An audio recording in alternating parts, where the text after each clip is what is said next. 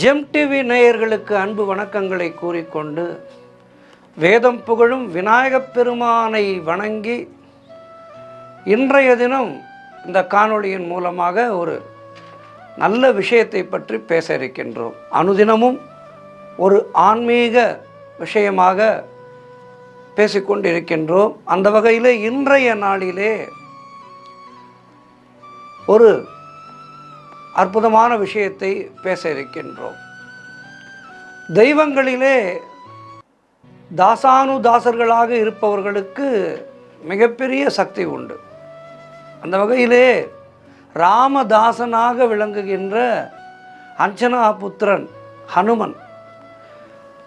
இந்த ஹனுமனை வணங்குபவர்களுக்கு வாழ்க்கையிலே எல்லா விதமான வளங்களும் நலங்களும் வந்து சேரும். ஆஞ்சநேயரை வணங்குபவர்கள் வாழ்க்கையிலே தாங்கள் பணிபுரிகின்ற இடங்களிலே மிகப்பெரிய இடங்களுக்கு செல்வார்கள். காரணம், ஆஞ்சநேயன் தன்னை சிறுமைப்படுத்தி கொண்டு பெருமை பெற்றவர். எனக்கு ஒன்றுமே தெரியாது, எனக்கு ஒன்றுமே தெரியாது என்று சொல்லிக்கொண்டே செயற்கரிய செயல்களையெல்லாம் செய்த அற்புதமான தெய்வம் ஆஞ்சநேயர். ராமபிரான் மேல் கொண்ட அந்த பக்தியின் காரணமாக ஆஞ்சநேய பகவானுக்கு எத்தனையோ மிகப்பெரிய சக்திகள் எல்லாம் அவருக்கு கிடைத்தது. ஆனால் எப்படிப்பட்ட நிலையிலும் ஆஞ்சநேய பகவான் இதை நான் செய்தேன் என்று தற்பெருமை பேசவில்லை. தற்பெருமை பேசாத காரணத்தினாலே ஆஞ்சநேய பகவான் ராமபிரானுடைய மாபெரும் அன்புக்கு பாத்திரமாகி சிரஞ்சீவி பட்டம் பெற்று இன்றைக்கு அகிலமெல்லாம் பல வெளிநாடுகளிலே கூட ஆஞ்சநேயனுக்கு தனியாக கோவில்கள் உண்டு. ஆக இப்படிப்பட்ட அற்புதமான ஆஞ்சநேய பகவானை எப்படி துதிப்பது? ஆஞ்சநேய பகவானுக்கு வியாழக்கிழமை மற்றும் சனிக்கிழமை உகந்த நாள். இந்த வியாழக்கிழமை மற்றும் சனிக்கிழமைகளிலே ஆஞ்சநேயர் கோவிலுக்கு சென்று 11 சுற்றுக்கள் ஆஞ்சநேய பகவானை சுற்றி வந்து துளசி சாற்றி வெற்றிலை மாலை நாம் என்ன ஒரு வேண்டுதல் வைக்கின்றோமோ அந்த வேண்டுதலுக்காக வெற்றிலை மாலை ஆஞ்சநேயனுக்கு சாற்றி வழிபட நம்முடைய பிரார்த்தனைகள் நிச்சயமாக நிறைவேறும். ஒரு கணக்கு வைத்து கொள்ள வேண்டும். ஒரு 9 வாரங்கள், ஒரு 11 வாரங்கள், இப்படி ஒரு கணக்கு வைத்து கொண்டு நம்முடைய பிரார்த்தனை நிறைவேறுவதற்காக ஆஞ்சநேயர் கோவிலுக்கு காலையிலோ அல்லது மாலையிலோ தினம்தோறும் சென்றாலும் தவறில்லை. ஆனால் ஒரு பிரார்த்தனையை வைத்திருக்கின்றோம், ஒரு கிழமையை தேர்வு செய்து கொண்டு தவறாமல் அந்தந்த கிழமைகளிலே, ஒரு வியாழக்கிழமையை தேர்ந்தெடுத்து கொண்டீர்கள் என்றால் வியாழக்கிழமை தோறும் தவறாமல் ஆலயம் சென்று ஆஞ்சநேய மூர்த்திக்கு வெற்றிலை மாலை சாற்றி உங்களுடைய பிரார்த்தனை நிறைவேற ஆஞ்சநேய பகவானை துதித்து இந்த 11 சுற்றுக்கள் சுற்றி அவரை வேண்டிக் கொள்ள நிச்சயமாக நம்முடைய பிரார்த்தனைகள் நிறைவேறும். ராமபிரான் கலங்கி நின்றபோது தோள் கொடுத்து சீதா பிராட்டியை அவர்கள் எங்கு இருக்கின்றார்கள் என்பதை கண்டறிந்து இலங்கையிலே இருந்து சீதா பிராட்டியை ராமபிரான் ராவணனோடு யுத்தம் செய்து மீட்டு வந்தார் என்றால் அதற்கு பிள்ளையார் சுழி போட்டவர் ஆஞ்சநேய பகவான். ஆகவே எப்படிப்பட்ட பிரச்சனைகள் வந்தாலும் அந்த பிரச்சனைகளிலே கலங்காமல் ஆஞ்சநேய மூர்த்தியை வழிபட்டு நிச்சயமாக அந்த பிரச்சனையிலிருந்து வெளிவரலாம். ஆகவே ஹனுமனை துதித்து நாளும் பொழுதும் அவனுடைய பெயரை சொல்லி ஸ்ரீராமா என்றால் போதும். ஆஞ்சநேய மூர்த்திக்கு வழிபட ஆஞ்சநேயனுடைய பெயரை சொல்ல வேண்டிய அவசியம் கூட இல்லை. ஜெய ஸ்ரீராம், இந்த ஒரு வார்த்தை ஆஞ்சநேய பகவானுடைய அருள் நமக்கு பரிபூர்ணமாக கிடைப்பதற்கான ஒரு மிகப்பெரிய வழி, மிக எளிய வழி. ஆகவே ராம நாமம் சொல்லி ஆஞ்சநேய பகவானை துதித்து நம்முடைய எல்லா விதமான பிரச்சனைகளுக்கும் ஒரு அருமையான தீர்வை நாம் நிச்சயமாக காணலாம். சரி, ஆஞ்சநேய பகவானை தரிசிக்க செல்கின்றோம் அல்லவா? ஆஞ்சநேய மூர்த்திக்கு பலவிதமான அலங்காரங்கள் இருக்கின்றது. எந்தெந்த அலங்காரங்களை தரிசித்தால் நமக்கு வாழ்க்கையிலே என்னென்ன பலன்கள் எல்லாம் கிடைக்கும் என்பதையெல்லாம் பார்க்கலாம். ஹனுமனை துதித்து வாழ்க்கையிலே மென்மேலும் உயரலாம். ராமபிரானுடைய பக்தனாக விளங்கி அந்த ராமருக்கும் சீதைக்கும் பாலமாக இருந்து அவர்களுக்கு தூது போய் சிரஞ்சீவி மலையையே தன்னுடைய பலத்தால் தூக்கி கொண்டு பறக்கும் அளவுக்கு சக்தி படைத்த ஆஞ்சநேய மூர்த்தி, ஆனால் எதிலுமே நான் இதை செய்கின்றேன் என்று முன்னுக்கு வரமாட்டார். அவரை தேர்ந்தெடுத்து, ராமபிரான் அவரை தேர்ந்தெடுத்து இந்த காரியத்தை உன்னால் செய்ய முடியும் என்று ஆஞ்சநேய மூர்த்திக்கு அவருடைய சக்தியை அவருக்கே புரிய வைத்து இலங்கைக்கு அனுப்பினார் ராமர். அதுபோல பக்தர்கள் நினைத்த காரியத்தை இந்த மாருதியாகிய ஆஞ்சநேய பகவான் நிச்சயமாக தீர்த்து வைப்பார். நாம் நினைக்கின்ற காரியம் வெற்றியாவதற்கு அதற்கு தகுந்த அலங்காரத்திலே அனுமனை கண்டாலே நம்முடைய காரியத்திலே பாதி வெற்றி நம்மை சேர்ந்துவிடும். ஒவ்வொரு அலங்காரங்களையும் தரிசித்து அதற்குரிய பலன்களை பெற்றுக்கொள்ளலாம். என்னென்ன அலங்காரங்கள் என்று பார்ப்போம். முத்தங்கி சேவை அலங்காரம், இதனை பெருமாள் கோவில்களிலே பார்க்கலாம். பெருமாள் கோவில்களிலே, எல்லா பெருமாள் கோவில்களிலேயும் இந்த முத்தங்கி சேவை அலங்காரம் என்பது உண்டு. இதனை தரிசிக்கும் போது நாம் சொல்ல வேண்டிய மந்திரமானது ஓம் அசாத்திய சாதக சுவாமின் அசாத்தியம் கிம் தவ பிரபோ ராமதூத மகா பிராக்ஞ.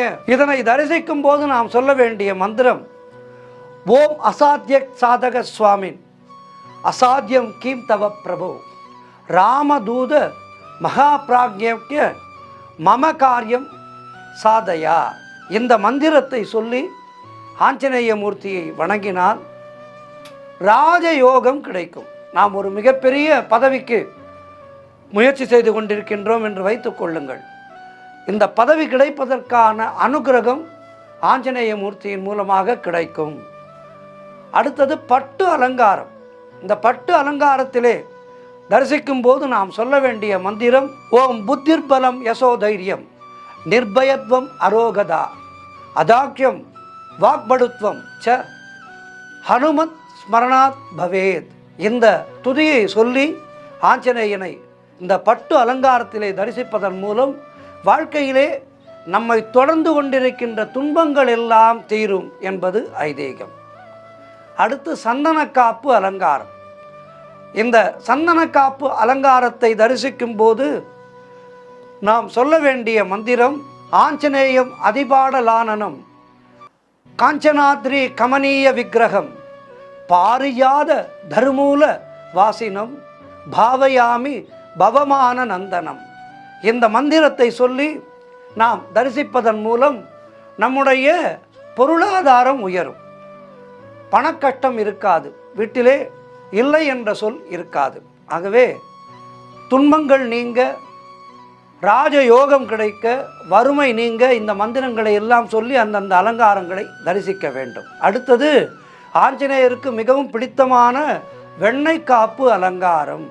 இந்த வெண்ணெய் காப்பு அலங்காரத்தை தரிசிக்கும் போது நாம் சொல்ல வேண்டிய மந்திரம் எத்திர எத்திர ரகுநாத கீர்த்தனம் தத்திர தத்திர கிருத மஸ்த காஞ்சலிம் பாஷ்யவாரிம் பரிபூரண லோசனம் மாருதீம் நம ரக்ஷ சாந்தகம். இந்த மந்திரத்தை சொல்லி வெண்ணெய் காப்பு அலங்காரத்தை தரிசிப்பதன் மூலம் வாழ்க்கையிலே எல்லா விதமான பேறுகளையும் பெறலாம். ஸ்ரீ ஆஞ்சநேயருடைய உடம்பானது மிக மிக உக்கிரமானது. அவருடைய உடம்பிலே வெப்பம் அதிகமாக உள்ளதாலேயே அவருக்கு வெண்ணெய் காப்பு இடுவதால் அவருடைய உடல் மனம் குளிர்ந்து பக்தர்களுடைய கோரிக்கையை உடனுக்குடன் நிறைவேற்றி வைக்கின்றார். ஆகவே இந்த வெண்ணெய் காப்பு அலங்காரம் அதனை தரிசிப்பதன் மூலம் நாம் எல்லா விதமான வெற்றிகளையும் பெறலாம். வாழ்க்கையிலே நியாயமான நம்முடைய கோரிக்கைகள் எல்லாவற்றையும் அவர் நிறைவேற்றி வைப்பார். சரி, அலங்காரங்கள் எல்லாம் இல்லாமல் சாதாரணமான தோற்றத்திலே அவரை தரிசிக்கும் போது நாம் சொல்ல வேண்டிய மந்திரமானது ஒரு அழகான தமிழ் மந்திரம். அஞ்சிலே ஒன்று பெற்றான் அஞ்சிலே ஒன்றை தாவி அஞ்சிலே ஒன்றாராக ஆரியர்க்காக ஏகி அஞ்சிலே ஒன்று பெற்ற அணங்கை கண்டயலார் ஊரில் அஞ்சிலே ஒன்றை வைத்தான் அவன் நம்மை அழித்து காப்பான். இந்த மந்திரத்தை சொல்லி தரிசிப்பதன் மூலம் வாழ்க்கையிலே நமக்கு இருக்கின்ற தடைகள், வேலை கிடைப்பதிலே தடை, திருமணத்திலே தடை, பிள்ளைப்பேரிலே தடை, வீடு கட்டுவதிலே தடை, இப்படி நம்முடைய லோகாதய வாழ்க்கையிலே, லௌகீக வாழ்க்கையிலே நமக்கு இருக்கின்ற தடைகள் எல்லாம் இந்த மந்திரத்தை சொல்லி வழிபடுவதாலே நிச்சயமாக அந்த தடைகள் உடைபடும்.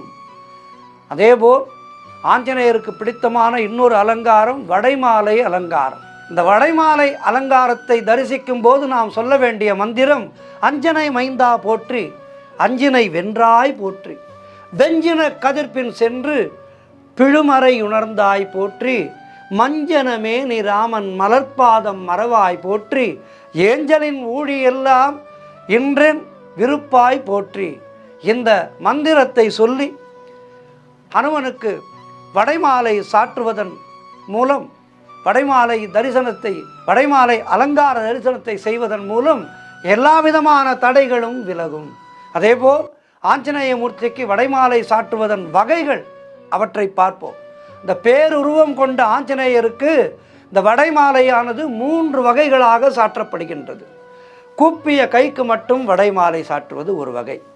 அடுத்து இடுப்பு வரை 2 மடங்கின முழங்கைகள் வரை வடைமாலை சாற்றுவது 2வது வகை. தலையிலே இருந்து பாதம் வரை வடைமாலை சாற்றுவது 3வது வகை. இந்த வடைமாலை சாற்றுவதை அவரவர் தங்களுடைய சக்திக்கு தகுந்தாற்போல் வேண்டிக் கொண்டு இந்த வடைமாலையை சாற்ற வேண்டும். பொருளாதாரம் முக்கியம் அல்லவா? ஆகவே அவரவர்களுடைய பொருளாதார வசதிக்கு ஏற்ப இதனை செய்து இந்த வடைமாலை அலங்காரத்தை செய்யலாம். இந்த வடைமாலை சாற்றுவதனுடைய பலன் என்று பார்த்தால் மாம்சார்த்தே மாஷம் குறியாத் என்னும் வரிகளுக்கு ஏற்ப மாஷம் என்னும் பெயரினை கொண்ட உளுந்து தானியத்திற்கு உள்ள சிறந்த குணம் யாதெனில் மாம்சத்திற்கு உள்ள பலமும் குணத்தினையும் உளுந்தும் கொடுக்க வல்லது. ஸ்ரீ ஹனுமன் இலங்கைக்கு சென்று திரும்பி வருவதற்கு தேவையான வீரியத்தையும் திறனையும் பெறுவதற்காக உளுந்துதான் எத்தினை உண்டார் என்பது சான்றோர் வாக்கு. எனவே சிறப்பான இந்த உளுந்தானது இந்த தானியத்தினால் செய்யப்பட்ட வடைகளை கொண்டு மாலையாக ஹனுமனுக்கு சமர்ப்பிப்பதாலே அவர் மகிழ்ந்து தன்னுடைய பக்தர்களுக்கு உள்ள கஷ்டம், ரோகம், பிணி ஆகியவற்றை அகற்றி நாம் சிரமமின்றி ஆரோக்கியமாக வாழ வழி செய்து அருளுகின்றார்.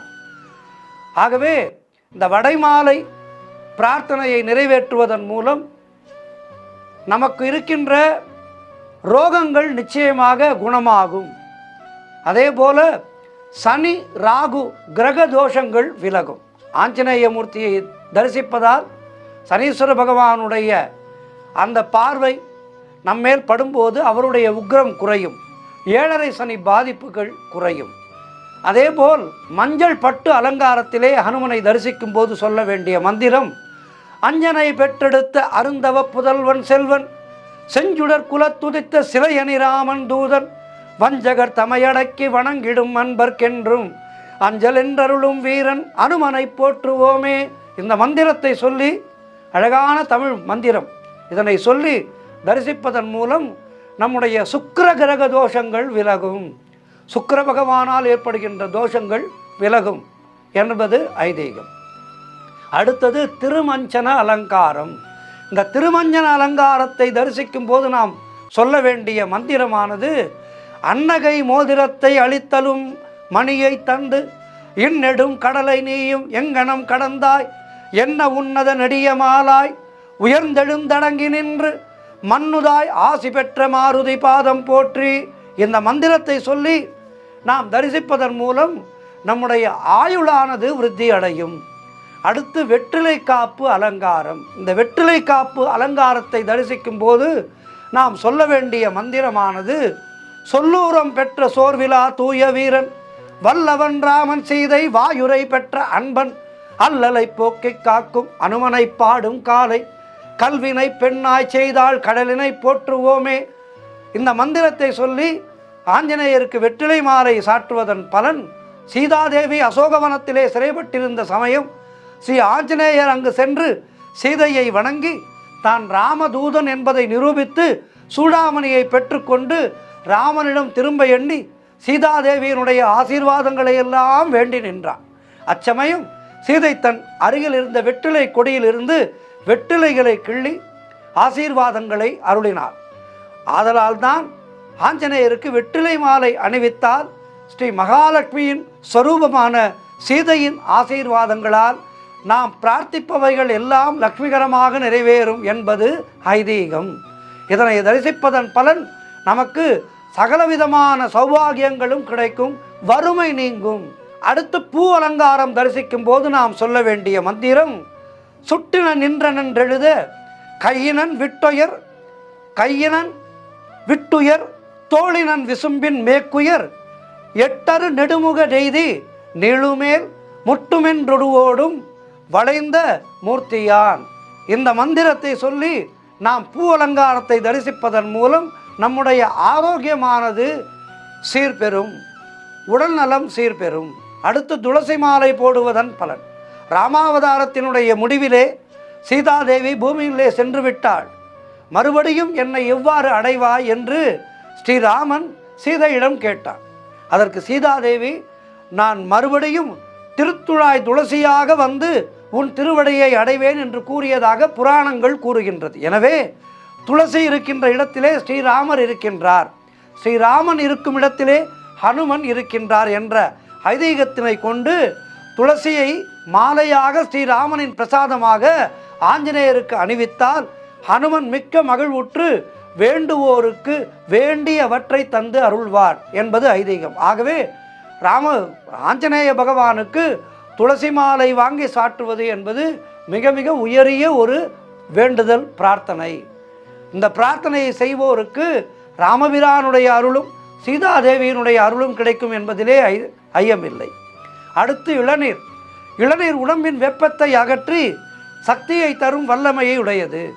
ஹனுமான் என்றும் சிரஞ்சீவி ஆதலால் இளநீரை அபிஷேகமாகவோ அல்லது நிவேதனமாகவோ செய்வதால் பக்தர்களை அனுகிரகித்து எந்தவிதமான கட்டமும் இன்றி அதிக நாட்கள் இப்பூவுலகிலே வாழ வரமளிப்பார் ஆஞ்சநேய பகவான். அடுத்து பாலாபிஷேகம். ஹனுமானுக்கு பாலாபிஷேகம் செய்தால் எடுத்த காரியங்கள் எல்லாம் நிறைவேறும் என்பது ஐதீகம். நல்ல செய்திகள் வரும். பாலாபிஷேகத்தை காணும்போது நாம் சொல்ல வேண்டிய மந்திரம், ஆப்யாய சுசமேதுச விஸ்வத சோமவிருக்ஷினம் பாவவான் வாச சங்கதே. குளிர்ச்சியான தயிரை ஹனுமனுக்கு அபிஷேகம் செய்தால் ஹனுமன் மனம் குளிர்ந்து நமக்கு அருள் புரிவார். தயிரை அபிஷேகம் செய்தால் மக்கட்பேறு கிடைக்கும். வெகு நாட்களாக திருமணமாகி பிள்ளைப்பேறு இல்லாத தம்பதியருக்கு இந்த வேண்டுதல்களை அவர்கள் செய்தால் அவர்களுக்கு நிச்சயமாக மக்கட்பேறு கிடைக்கும். ஹனுமானுக்கு நல்லெண்ணெய் காப்பு சாற்றுவதன் மூலம் குளிர்ச்சி தரும், அவரும் மனம் குளிர்ந்து அருள்வார் என்பது நம்பிக்கை. ஆகவே எண்ணெய் காப்பு சாற்றுவது மிக விசேஷமான ஒரு பிரார்த்தனையாகும். அடுத்து எலுமிச்சம்பழ மாலை சாற்றுவதன் பலன். எலுமிச்சம்பழம் ராஜகனி என்று சொல்வார்கள். புள்ளி இல்லாத எலுமிச்சம்பழமே சிறந்தது. எலுமிச்சம்பழத்தை ஹனுமானுக்கு மாலையாக சாற்றினால் திருஷ்டியினால் உண்டாகின்ற கோளாறுகள் விலகும், மேலும் ஏவல் பில்லி சூன்யம் போன்றவையும் விலகும். மொத்தத்தில் ஆஞ்சநேய பிரபுவாகப்பட்டவர் சர்வ வல்லமை படைத்தவர், ராமதூதன்.